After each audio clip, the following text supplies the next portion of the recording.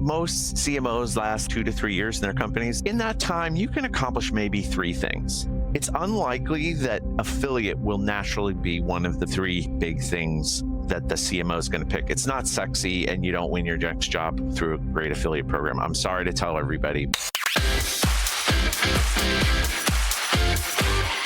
You're listening to the Affiliate Marketing Podcast brought to you by AffyverseMedia.com, the chapter and verse of everything you need to know about running a successful affiliate program for your business.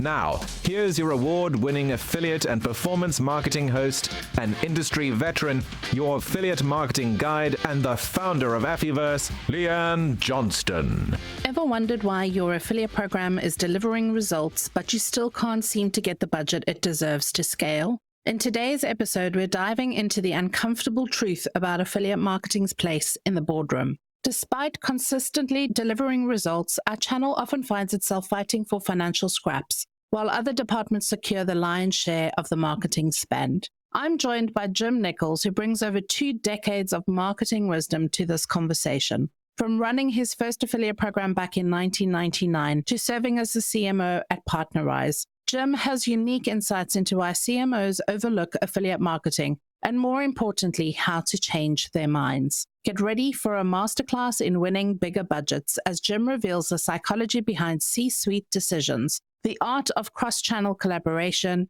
and why being the reliable performer isn't enough anymore. Whether you're tired of being the forgotten channel or looking to scale your program's impact, this episode could be a game changer that you've been waiting for. Welcome back to the Affiliate Marketing Podcast. And today, I know I say this every week, but I am really excited because we're tackling a critic topic, affiliate marketing budgets. And as we're coming to the end of this year and looking ahead, I think it's quite topical that we have this topic. And with us today is Jim Nichols, who I am a huge fan of and who has tons and tons of experience on this topic. Jim, it is an absolute pleasure to have you on the podcast. Thank you for joining me. I can't tell you how excited I am to be here. I've listened for years, so this is just going to be great. It is, indeed. I'm your number 1 fanboy, or I should say fan geriatric, because I'm a little older than average for affiliate. I love having you on this podcast. Every time I talk to you, I always end up laughing. So guys, if we have a bit of a funny one this time, it's always good to hear laughter in your ears anyway. So let's kick off with getting you, Mr. Jim Nichols, to tell everybody a little bit about your background and your experience in the performance marketing industry. I've been in marketing since before the internet, but when the internet was created, I immediately started working in this space because it's so much more interesting than TV, radio, print, outdoor. I don't know how I did that for 10 years. But anyway, I did my first affiliate program in 1999. What's a little different about my background versus other people's would be that affiliate's never been my only responsibility. Yeah. I've had to do all channels, including affiliate, right? Mm-hmm. So we relied on a network often to help us produce that work. And I've been really steadily in this industry since that time. I've worked on the brand side, the agency side, the vendor side. Most recent job before I became me as a consultant was as CMO for Advertise. I've got a lot of different perspectives on all this and have been part of so many budget discussions. That's why I was so excited about this topic. Yeah, me too. Now, with that pedigree, we are going to dig deep into the annals of your mind because there is a lot to pick out on this. So let's start with the big picture. Affiliate marketing is consistently delivering results. You and I know this because we've been in the industry for so long. New people coming into the industry are learning how to get those results. But why then do you think that it's still underfunded compared to digital channels and also so misunderstood? Like when it comes to budgeting, why do you think that there is this disconnect between we've got to stick to our budgets versus letting it open flow and going what's based on performance? So what could possibly go wrong? Talk to us a little bit about that. It's interesting because I think some of it is undeserved and some of it we did to ourselves. So in the first years of affiliate, when I started in it, it was a CPC industry. And the first affiliate program I did was with a company called Live 365. And our purpose was to drive traffic to them because at that time, 468 by 60 banner ads were going to pay for the entire internet, right? Yeah, nothing complicated, but people were going to pay for a fortune for those. And then all of a sudden, one month, we got 12 million clicks from one IP address, and it was in China where our product wasn't available. So all of a sudden, we knew there was something wrong. I think that's an extreme example of what the industry was like for the first couple of years. And it developed kind of a reputation for having a smell, right? And not a good one. I'd say in 2004 and 5, the industry really got serious about all this and said, hey, we have to make this the cleanest space in the world, not the dirtiest. I believe the industry has succeeded, but that reputation has lingered. I think there's a couple of other things too. We often, I think, get caught up in our own underwear, and we think about affiliate as this immensely complicated thing. And meanwhile, every other channel is, this is the result we got, this is the ROI we got. And we're sitting there going, well, in this subsector, we do this, and people don't understand it, right? And then I think finally, our industry has a reputation for being discount oriented, because discounts are part of a lot of affiliate marketing. But my response to that is there any retail marketing out there that it doesn't include a discount these days? Now, I live in the US, so we are more discount oriented. I don't think it's possible to pay full price for anything here, but Britain is a little bit less. But I think, unfortunately, we've exported this habit pretty successfully. CMOs look at us and think we're going to attract a customer that's loyal to the deal instead of the brand. I don't think that's true at all, but we've never been able to tell that story very well. I think that's the thing. We've never really been able to tell the story, but we also overcomplicate the story. And you touched on that as well, because no other channels really dig deep into things like attribution and looking at kind of fraud. And there is fraud in the affiliate industry. We've discussed it a lot. And a lot of that is because of some of the points that you've mentioned, like faulty cross-channel measurement. Like, we still have so many different data sources coming into the affiliate program, and we have to filter all of that and make sure that each channel is operating correctly, and each platform that we're working on through multiple different social media channels and everything else that we have to deal with in the program are working as they should. And it's actually, there's this whole other industry that's erupted in order to correct some of the bad behaviors and bad actors that are in our industry, and created tools and things that sit on top of the baseline tracking of between the retailer and the customer, and the affiliate sitting in between. Other things that you mentioned when we got on this call as well were like Google algorithm changes that decimated traffic for many publishers. And then people had to go and have a look at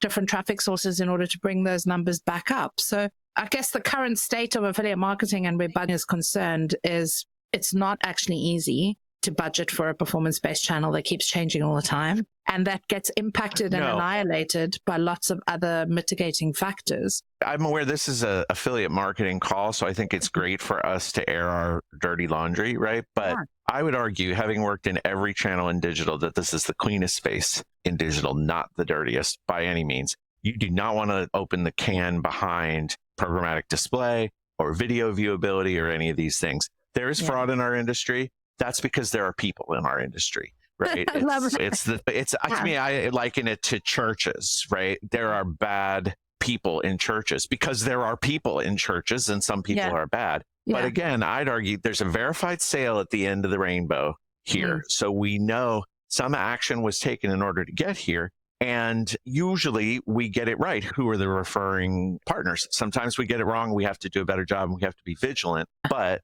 come on. And to me, I feel like a lot of times we focus on the problems of our industry instead of saying we are scalable, performance driven, highest ROI other than house emails, right? All these things have been proven again and again, and yet no one knows that story. And part of it is because people don't hear, and part of it is because we don't tell, because we're too busy talking to people about this subsector of this subsector.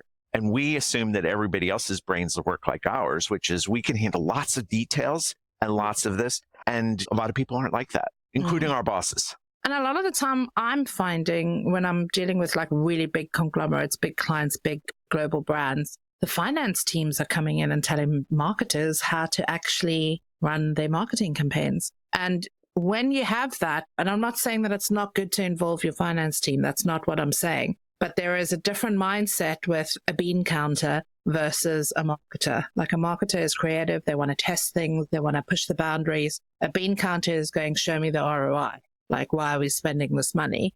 I agree with you, but I think that if we told our story on a holistic level and constantly reiterated performance, scalable, highest ROI, we would be the favorite channel of the finance team, not the least favorite, right? Yeah. People don't understand what affiliate is. Even people who do, there's all these companies now doing cross-channel measurement. So helping us understand how much of the total marketing impact is from this channel versus this. those people don't understand affiliate either, because it doesn't work like television, right? It doesn't work like media that you turn on and off and on and off. It's flat and it's traceable back to a specific action. And all these things are great. Finance departments should love this. We just have to tell the story better. So how do we tell the stories better? Because I know you spend a lot of your time telling the story. So what are some of the tips that you can give to affiliate managers that are maybe 3 to 5 years into the job that are motivating for more spend up the C-level suite? What are some of the key things that they need to be getting right in that storytelling process?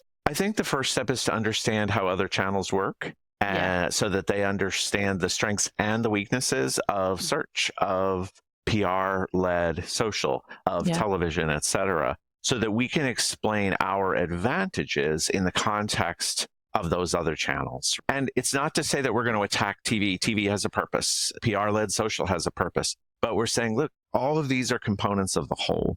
And we need to be able to explain, I think, first of all, how the channel works in a very simple way. So that's number one. And then the second is to constantly reiterate our performance over and over again. Because again, we, as people who are we're detail mongers, right? We love details and we love this channel and that and optimizing and everything else. Most people aren't like that, right? Most people see the forest, not the trees. We have to see both. But we need to explain our industry in the context of the forest, not the trees, and then constantly point out we delivered, right? And finally, I think to speak in the language of strategy rather than what does affiliate do? Yeah, it drives a lot of sales. And I think there's no one in this industry that doesn't understand it. I don't mean affiliate, I mean marketing, right? Yeah. But what they don't understand is our scale can deliver awareness, right? Our new creative options can deliver the brand value that you want. The right partners can actually enhance that brand value. And we need to evangelize for that story. It's so important that you say that, because I literally just came out of a meeting with a client where that was the conversation around the table. And the understanding that to be a strong affiliate account manager or head of affiliate department, you have to be a great storyteller and you have to be collaborative with every other department that is in that mix. So you cannot be sitting behind your desk or behind your screen, not walking over to the head of paid or the head of social or the head of search and understanding, hey, how can I help you? Because the way that I look at affiliate marketing, and it's not just because I am a collaborative person by nature, is that I am serving all of the other channels.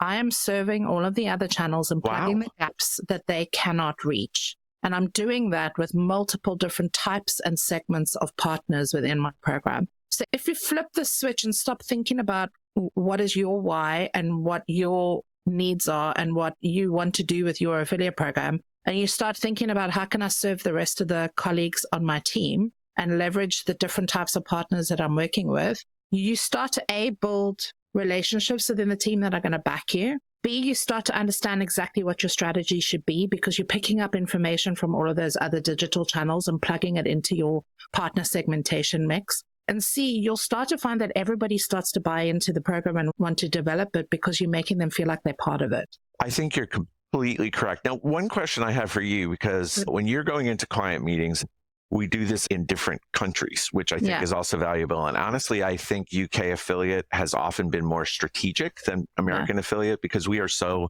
siloed that each channel operates alone. But a lot of times when I go into a meeting, there's a big conference room table and every channel is represented. And we are all like this above the big pot of money that's sitting in the table. And if Jane wins, I lose. And so it creates the wrong kind of siloed culture. Is that the case in Britain? Is it changing at all? I'm hoping it is. I think it has, and especially in the last 5 years. And also as people realize that depends on the company culture as well, I'll be very honest, because everybody wins when you win. If we're all winning, the company's winning, right? As an agency, we look at things a little bit differently because we just want to win and not make our look spectacular. But if you're working client side and that's your job and you've got colleagues that you need to be getting on with, which most affiliate managers listening to this will be in that situation, you've got to understand that performance is the only channel that can serve everybody at any time and in a higher volume or a lower volume as needed. So really getting strategic with your C-level and understanding what is it that you want me to do for you? What is my why? Because your why will likely change every quarter as well, depending on the promo, the brand, the season, whatever it is that your company is doing. You need to live with the fact that you have to be flexible. and that it's not all about you all the time. What I love about what you're saying there too is that it's about empathy, right? And it's about understanding the perspectives of others. So let's talk about influencer, fast growing channel, right? But its Achilles heel is performance and measurability. It's not that we don't think that influencer is doing something, but no one can point to it, right? It's really difficult to say, oh, influencer drove these sales, right? Obviously, that's getting better. What they have is sexy. What we have is performance, right? Yeah. What better collaboration than the two of us working together? And people 100%. In the social vertical are desperate for measurement and accountability and ways to turn this into performance. And I think it's a natural alliance. To me, another one is if you have an Amazon marketing team, if you have a .com as well as a store on Amazon, a lot of that Amazon money gets spent on paid search results in Amazon, right? That's what, or in banner ads on Amazon. Affiliate can actually drive inbound traffic to your Amazon store. If you'd rather, honestly, I buy a lot of things from Amazon, right? And so I might choose Amazon as opposed to a .com. And you can benefit from that because you're still going to make the sale and their conversion rate's higher. So you're going to make less, but there'll be more conversions. And then the second thing is when you're driving inbound traffic, you're increasing the search result free. Exactly. Right? So when I go in and pitch, like the overarching story that I'm telling to the client is, where can we spend your budget most effectively with the best profit margin? Is it on media? Is it on SEO? Is it on performance? Is it on social? Where is it? And where would you prefer it to be? Where are the majority of your customers? And when you look at it from a customer perspective, which is really what all of these channels should be doing, is where do I reach my customer at the point when the customer is ready to buy? Performance can do all of those things because we do have social media influencers. We've got paid media buyers. We've got traditional content publishers. We've got media publishers. We've got B2B partnerships that can now fall into the performance economy. So I think the lines are becoming very blurred. And that's why I want affiliate managers to think of themselves as a service provider to the rest of their business. Because wherever they can't place budget or can't get the deal at the price that they can, you can take that budget and plug it into your performance marketing program and get it as well. Let me tell a story there, which I think would be interesting because I think it proves your point. So I know a CMO and she has a meeting every quarter with her team. And in that meeting, she stands up. So all of the channel heads are around that table with the big pot of money sitting in between it. We're all going like this, right? And she starts every meeting saying, who besides John made their number? And John is the affiliate person. So this woman knows that John is the guy that always delivers. So John is a hero for her because as a CMO, it's like you're under constant pressure to do that performance, just like you are an affiliate, except now you've got to deal with investors or Wall Street, which is worse than your boss, I promise. So what if John could change his MO or his reputation in that discussion for being the person who can fix the other channels through what you're saying, right? So it's love social, love what it's doing, love these things. Talk to John because he can help you drive sales with it. Talk to John because he can make our Amazon more effective. What a CMO is looking for ultimately is someone who solves problems. And affiliate can solve those problems. And I can imagine when you're in a pitch and what Affiverse is saying in that pitch is fundamentally different than what some other agencies may say. I'm not dissing other agencies. I'm sure others are very good as well. You're walking in and saying, I understand your business and I understand that it's all interworking. So yes, I do this stuff really well, lining up the soldiers really well in affiliate, but I also understand it on a higher level. It's because I've walked the walk and talked the talk. Like in fact, I had to drag this out. There's a website here in the UK called Brandwatch. And what it measures is social media interaction against sponsorship money spent.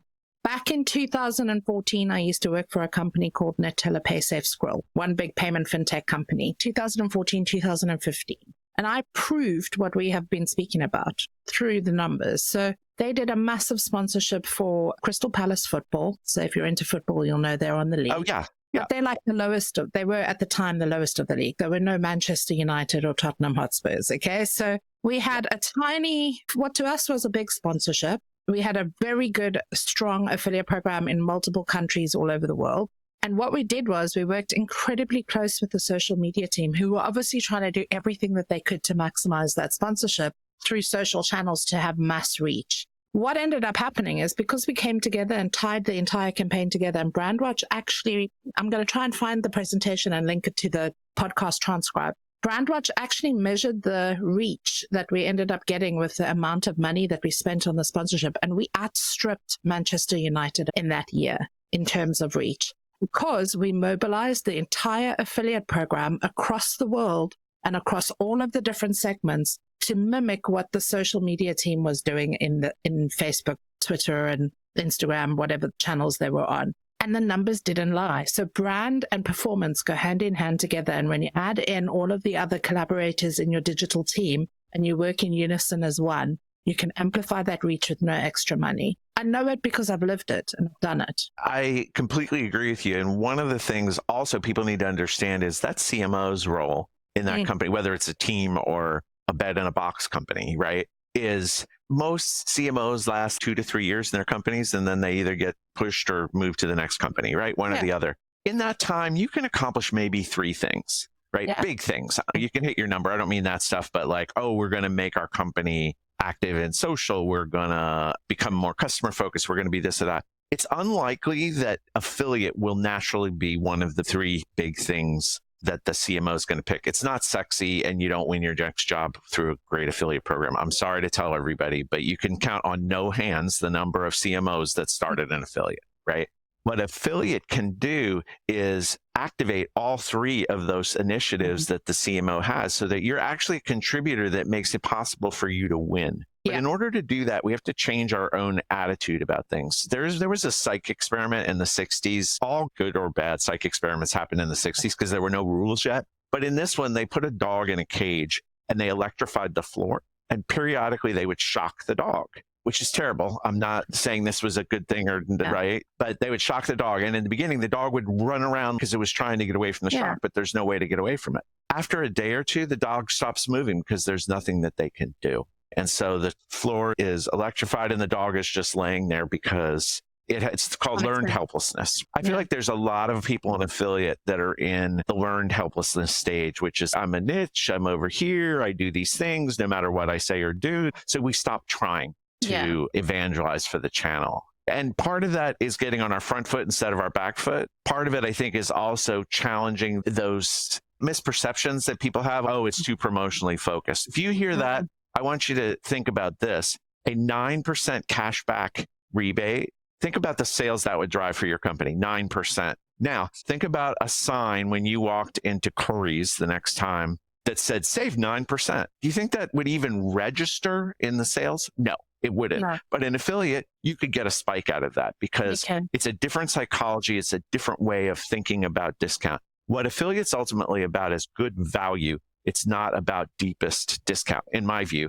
And we can do that. And we can explain to people that particular issue. Another one I hear a lot is, oh, luxury brands don't do affiliate. My favorite thing for that, I still have a picture that I use in the US where people say, oh, luxury can't do affiliate because it ruins the brand, is on Black Friday, look up a luxury item on your cashback website. So I looked it up on rewards 5 or 6 years ago, and it is Neiman Marcus, Saks Fifth Avenue. It's every single major retailer, because what retailer wouldn't do this? Because, 5% cash back, that's not even like a discount. And yet it spikes sales, right? So think about the misperceptions and don't just sit in the meeting and allow them to be perpetuated. First, understand the facts about our channel and how amazing it is. And second, tell that story. I'm not saying be a jackass about telling the story, but it's you deserve to know that most luxury brands do affiliate. You deserve to know.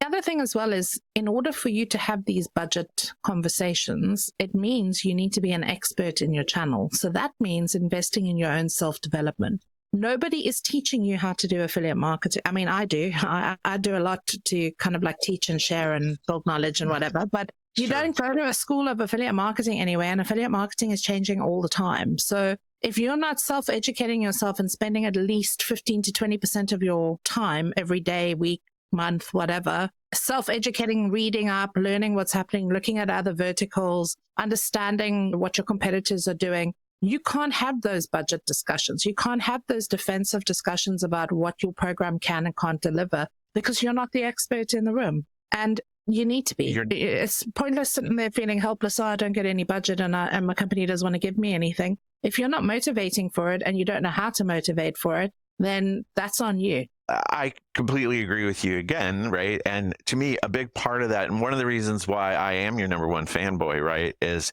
what I'm imagining myself is when I was on brand side, walking into a room and sitting down and having you come in there and say, look, this is how it is. But what you're doing is giving the kind of client that you're going to win, okay? Because there's some clients that you win and some clients you don't win, right? There's a psychology of one of your clients, and that is, I want to be aggressive in this channel. I want to use this channel strategically. I want someone who understands that I can't just keep increasing my coupon value because my competitors are. I want ideas. I want fresh thoughts. I want to think about cross-border. All of that requires knowledge, right? And that's why I've always thought if I were sitting on the other side of a table, not to soft soap you too much on this call, but if I were sitting on the other side of the table, that's the energy I want. That is a great word, because many affiliate managers that I speak to, and if you are a CMO listening to this, please take this to heart. Affiliate is not complex, but it is one of the most difficult jobs to have, because you do have to be seeing the woods and the trees at the same time, like you said. But it's also quite taxing, and it's always on. So if your energy levels are low, nobody's going to, like if you're in a big corporate, nobody's going to really pay attention to you because you're not making them feel anything. An affiliate, to me, has always been about relationship building. It's always been about making people feel amazing. Because when they feel amazing and they feel excited, and they're excited and interested in the channel as you are, they will want to help you. So your first thing is to win over the people in the room, like you just said. And the second thing is to know your numbers. I always felt like working at Partnerize, when I would go on client meetings and stuff, I could walk into the room and kind of know immediately whether we had a shot at winning a business. And part of it was because I feel like there's a big section of this industry that is super aggressive, trying to figure out this channel, trying to expand, trying to break into new media channels, et cetera. And there's another big group in this industry that likes phoning it in, that likes having a 9-to-5 job. And yeah, I don't get ahead, but I make pretty decent living, and I get to go home and I get a free trip to my network's annual meeting.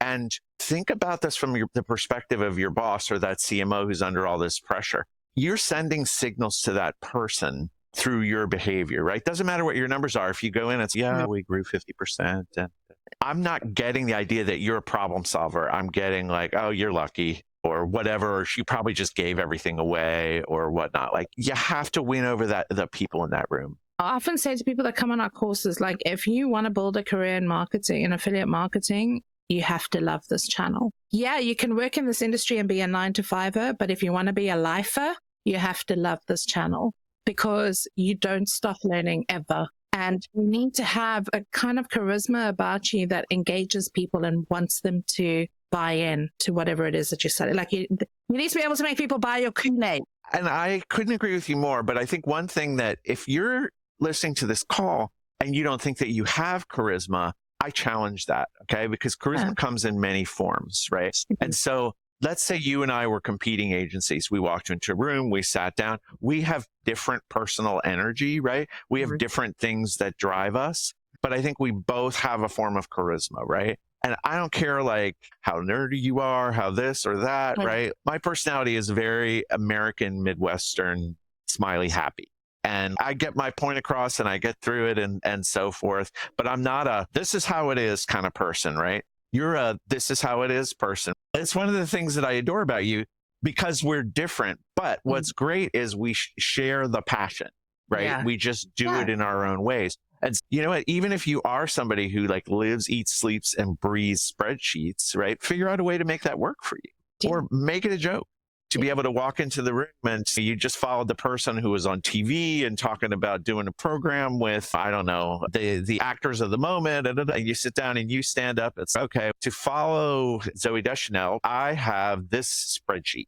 Yes. And everybody laughs in the room and you're like, but it is a gorgeous spreadsheet. Look. And you get excited about the things on there. All of a sudden, you've shown a different kind of charisma, and people will love it, and people will love you. You just have to take that step. I don't mean this to become like a psychology thing, but you know, I really feel like sometimes this whole industry needs a kick in the pants and to say, you're amazing, right? Think about the skills that everybody talks about are the future of business, right? Yeah, STEM. I'm like, and we do a lot of that STEMmy stuff, right? Yeah. Science, technology, engineering, and math, right? But the skill that HR people say that their companies are missing the most are communicators and team builders. Really, this is true. And even like the most technological companies in the world, like the Googles of the world, say this. It's like, we need more people who can build rapport and connection and motivate teams.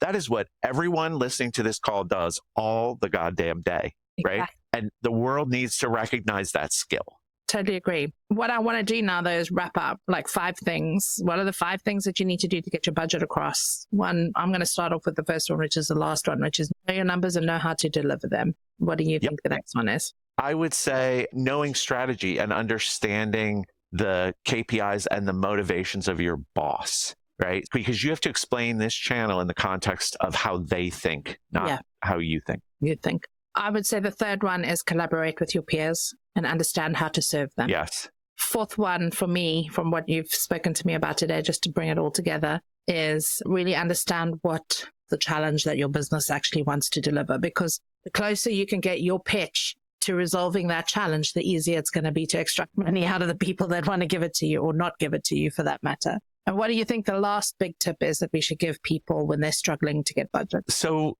it may sound similar to one, but understand what you're talking about. And what I mean by that is you got your numbers of your program, but also like if your company's bringing in a cross-channel measurement platform, you need to understand how that thing works so that you can determine whether affiliate's going to do all right. And if an affiliate doesn't do all right, that you can change it. You need to understand what's going on in this industry. You need to understand what's going on in media and marketing. And if you can do those things, I do think number 6 is charisma. Right? Yeah. In whatever form it takes for you, but you've got to become a seller or a storyteller. And you can do that. Everyone on this call can do it, no matter how quiet and mousy you think you are. Love it. So on charisma, we're going to end there. Jim, it has been an absolute pleasure to have you on this podcast. I have loved talking about how to win over your manager and get more budget for the performance program. I think all 6 steps are really relevant and valuable, and hopefully at least 1 or 2 are resonating with people that are listening to this podcast this week. So thank you so much for being here, for sharing your insights, for giving us some of the storytelling that you do so well. I've really enjoyed hosting you on the podcast this week. Thank you so much for the opportunity. And again, know that I'm your number 1 fan, and our energies may be different. I'd hire you in a minute. Ditto. All right, guys, have a great week. And thank you so much for tuning in to the Affiliate Marketing Podcast. Do you hear that? That's the sound of your affiliate program skyrocketing. Intrigued? Then you need to know about Advertise magazine. This isn't just another industry publication. It's your personal affiliate marketing powerhouse. Imagine having a mentor, a strategist, a productivity coach, all rolled into one sleek square package that sits right on your desk, helping you to grow your affiliate program every single quarter. Advertise magazine is the quarterly toolkit you've been dreaming of. It's packed with cutting-edge insights, expert interviews, and a full promotional calendar brimming with ideas to keep you ahead of the curve. But here's where it gets really exciting.